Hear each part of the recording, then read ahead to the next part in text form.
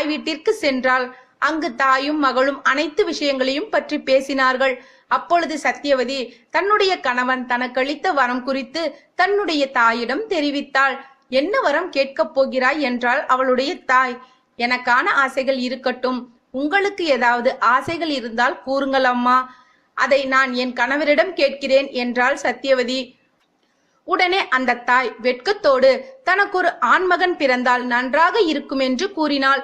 சில மணி நேரங்களுக்கு பிறகு சத்தியவதி தன் தாய் வீட்டிலிருந்து புறப்பட்டு தன்னுடைய இல்லத்தை அடைந்தாள். அடுத்த நாள் ரிஷிக முனிவரிடம் தனக்காக ஒரு வரம் குறித்து பேச்சை தொடங்கினாள் சத்தியவதி.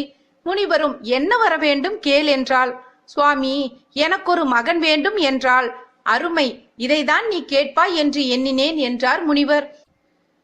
சுவாமி, என் தாய்க்கும் ஒரு மகன் வேண்டும் என்று கேட்டாள் சத்தியவதி. அப்படியே ஆகட்டும் என்று கூறிய முனிவர்